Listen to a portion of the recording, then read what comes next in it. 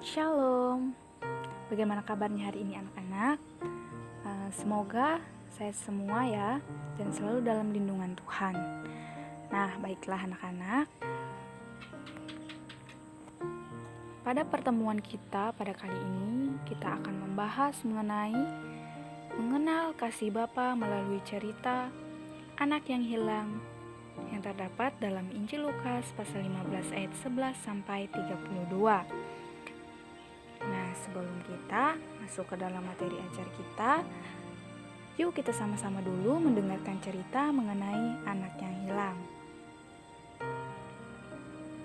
Cerita anak yang hilang. Seseorang memiliki 2 putra. Orang itu berjanji untuk memberikan uangnya kepada mereka ketika dia meninggal. Putra yang bungsu tidak sabar menunggu. Dia meminta uangnya kepada ayahnya. Ayahnya memberikan itu kepadanya.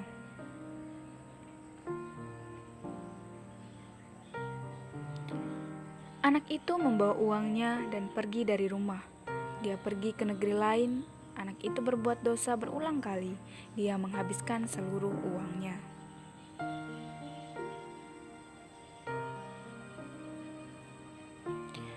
Setelah anak bungsu berpoya-poya menghabiskan uangnya, akhirnya anak itu tidak punya uang untuk membeli makanan. Dia sangat lapar. Dia meminta pertolongan kepada seseorang. Orang itu memberinya pekerjaan untuk memberi makan babi-babinya.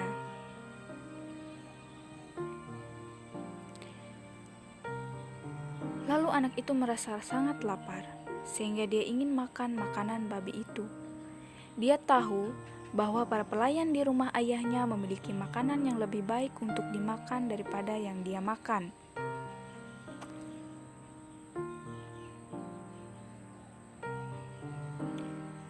Lalu dia memutuskan untuk bertobat dan meminta untuk menjadi hamba ayahnya. Ketika anak itu pulang, ayahnya melihat kedatangannya. Sang ayah berlari menyambut putranya, dia memeluknya dan menciumnya. Anak itu mengatakan kepada ayahnya bahwa dia telah berdosa. Dia merasa tidak layak untuk disebut putranya.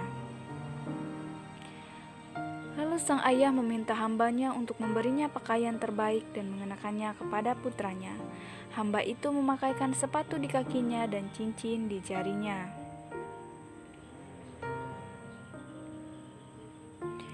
Sang ayah menyuruh hamba itu untuk menyiapkan sebuah perjamuan. Dia ingin semua orang merayakannya. Anak yang telah berdosa sudah bertobat dan pulang ke rumah. Tiba-tiba, putra yang sulung sedang bekerja di ladang. Ketika dia pulang, dia mendengar musik dan tarian. Seorang hamba memberitahu dia bahwa adiknya telah pulang ke rumah. Ayahnya ingin semua orang merayakannya. Putra yang sulung marah dan tidak mau masuk ke dalam rumah. Ayahnya keluar untuk berbicara dengannya. Sang ayah bersyukur bahwa putranya yang sulung telah selalu tinggal bersamanya. Semua yang dimiliki sang ayah akan menjadi miliknya. Sang ayah juga mengatakan bahwa itu adalah waktu yang tepat untuk merayakan. Dia bahagia, putra bungsunya telah bertobat dan kembali ke rumah. Nah, anak-anakku sekalian, cerita ini merupakan cerita yang diceritakan oleh Tuhan Yesus Kristus sebagai sebuah perumpamaan yang diceritakan kepada orang-orang Farisi, supaya mereka mengetahui betapa Bapa Surgawi sangat mengasihi setiap orang. Dia mengasihi orang-orang yang patuh kepadanya. Dia juga mengasihi para pendosa. Namun, Bapa Surgawi tidak dapat memberkati mereka sampai mereka bertobat. Dia ingin para pendosa bertobat dan kembali kepadanya. Dan dia ingin kita menolong mereka melakukan hal itu dan menjadi bahagia ketika mereka kembali. Nah, anak-anakku sekalian, dapat kita lihat dalam cerita tadi bahwa garis besar dalam cerita ini berpaku kepada Sang Bapa, di mana dapat kita lihat di sini kasih Bapa kepada anak-anaknya. Nah, seperti yang kita lihat dalam cerita awalnya, di mana sang putra bungsu ini meminta uang yang seharusnya diberikan ayahnya setelah dia mati. Namun anak bungsu ini memintanya kepada ayahnya sebelum ayahnya ini mati. Namun ayahnya tetap memberikannya kepadanya. Lalu sang anak ini setelah mendapatkan uangnya, dia pergi ke negeri lain dan meninggalkan ayahnya. Dia pergi untuk berpoya-poya menghabiskan semua uang yang sudah diberikan ayahnya kepadanya. Kemudian tidak hanya berpoya-poya, dia juga berbuat dosa, minum-minum, dan lain sebagainya. Kemudian setelah dia berpoya-poya menghabiskan uangnya, uang itu pun habis. Kemudian dia merasa lapar, namun tidak memiliki uang untuk membeli makanan. Lalu dia meminta pertolongan kepada seseorang. Namun seseorang itu hanya dapat membantunya dengan menjadikannya sebagai pekerja untuk memberikan makanan kepada babi-babinya. Nah, saat anak bungsu ini memberikan makanan kepada babi-babi, dia merasa sangat lapar. Lalu dia memutuskan untuk memakan makanan babi itu juga. Lalu terlintas di pikirannya bahwa hamba ayahnya yang berada di rumah ayahnya memakan makanan yang lebih baik daripada makanan yang dia makan. Lalu dia berpikir untuk kembali kepada ayahnya, kembali ke rumah ayahnya, namun untuk menjadi hamba di rumah ayahnya. Lalu dia kembali. Setelah dia sampai di rumah ayahnya, ayahnya melihatnya. Lalu ayahnya berlari, lalu ayahnya memeluk dan menciumnya. Tidak sampai di situ saja, ayahnya juga memberikannya pakaian, memberikannya sepatu, dan memasangkan cincin di jarinya. Kemudian setelah itu ayahnya membuat sebuah pesta yang meriah, membuat pesta yang besar untuk menyambut kedatangan putra bungsunya yang telah pergi, yang telah berbuat dosa, namun telah bertobat dan kembali datang kepadanya. Pesta ini merupakan wujud syukur dari bapaknya atau rasa sukacita bahagia dari bapaknya bahwa anaknya yang telah hilang, yang telah berdosa dan bertobat kembali kepadanya.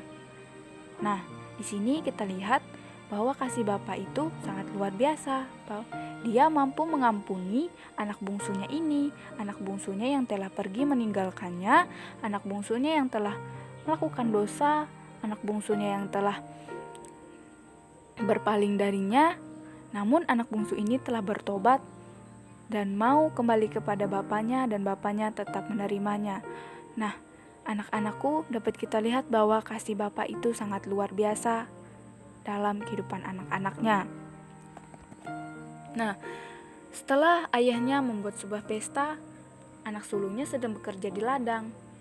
Tiba-tiba dia pulang dan dia melihat bahwa di rumah mereka ada keramaian, ada orang menari, ada main musik, dan merayakan pesta yang sangat ramai.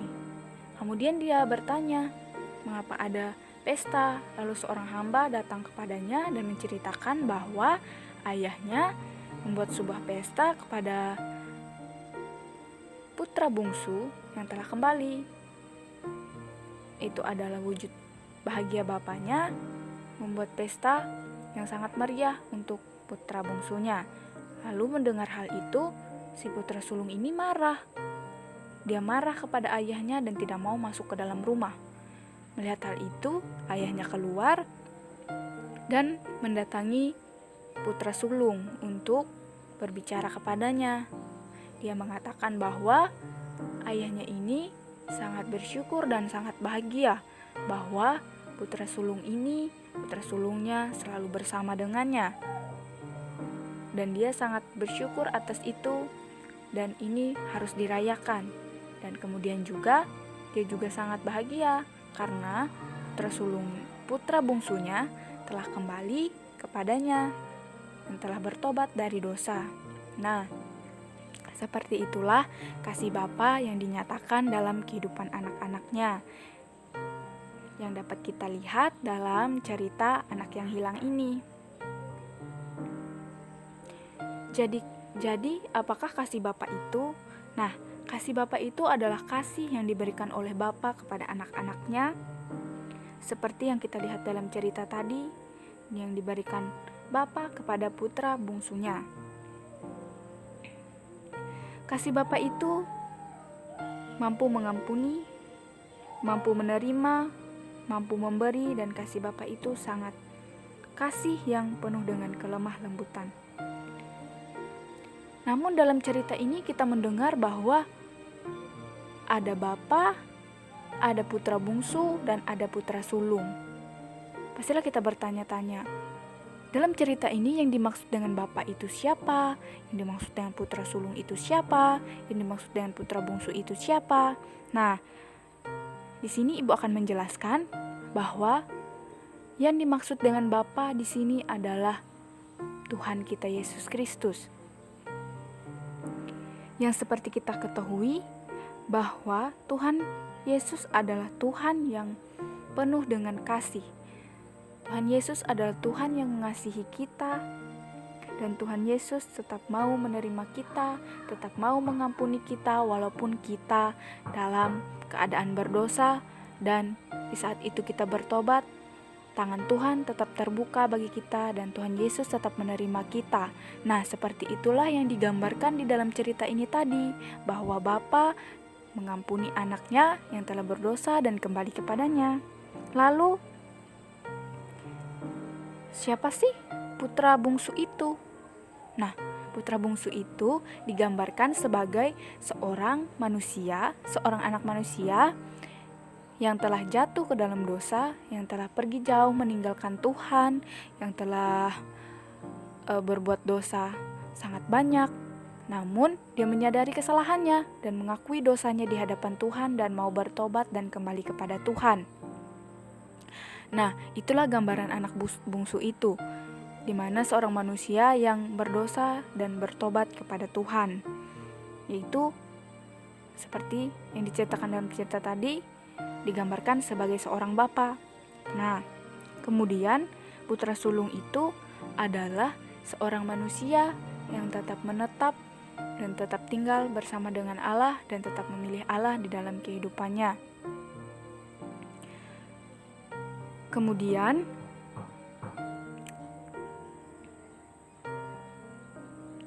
apakah kita juga harus menjadi pelaku kasih seperti yang diberikan Bapa kepada anaknya? Nah, ini sangat penting anak-anak. Di dalam kehidupan kita, tentu saja kita harus menjadi pelaku kasih. Seperti yang dilakukan Bapa bagi kita.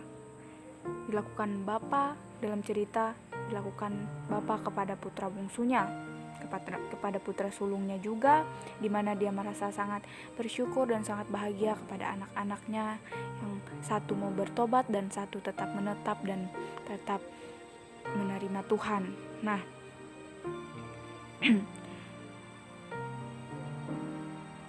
kita harus menjadi pelaku kasih karena dicontohkan sendiri Tuhan kita Yesus Kristus itu adalah Tuhan yang penuh dengan kasih, Tuhan yang mampu mengampuni, Tuhan yang mampu memberi, Tuhan yang mampu menerima. Kita sebagai anak-anaknya tentu saja kita harus mencontohi Bapa kita, yaitu Tuhan kita Yesus Kristus. Kita juga harus saling mengasihi, saling memberi, saling menerima, menjadi pelaku kasih bagi kita sesama manusia, seperti misalnya murid-murid ini di dalam kelas, misalnya jadi pelaku kasih bagi misalnya dalam kelas bagi teman-temannya, bagi guru, bagi siapa saja yang ada di sekolah, kemudian di rumah misalnya berbagi kasih, menjadi pelaku kasih bagi orang tua, menjadi pelaku kasih bagi saudara, nenek, kakek, dan sebagainya yang ada di dalam keluarga maupun di lingkungan sosial juga. Kita harus saling memberi, kita harus saling mengasihi pada setiap kita, seperti dalam kitab Matius pasal 22 ayat 32 sampai 59. Di ayat 39. Di mana yang bunyinya mengatakan, "Kasihilah Tuhan Allahmu dengan segenap hatimu, dengan segenap jiwamu, dan dengan segenap akal budimu. Itulah hukum yang pertama dan yang terutama." Kemudian, hukum yang sama dengan itu ialah Kasihilah sesamamu manusia seperti dirimu sendiri.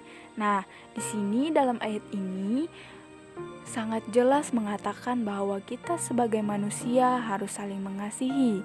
Harus saling mengasihi antar kita manusia, dimana kita seperti yang Ibu katakan tadi, antar teman, antar keluarga, atau antar orang sekitar, antar semua orang, pokoknya sesama kita manusia, terlebih-lebih dengan Tuhan kita Yesus Kristus, seperti yang dikatakan dalam ayat tadi, bahwa kasihilah Tuhan Allahmu dengan segenap hatimu, dan segenap jiwamu, dan dengan segenap akal budimu.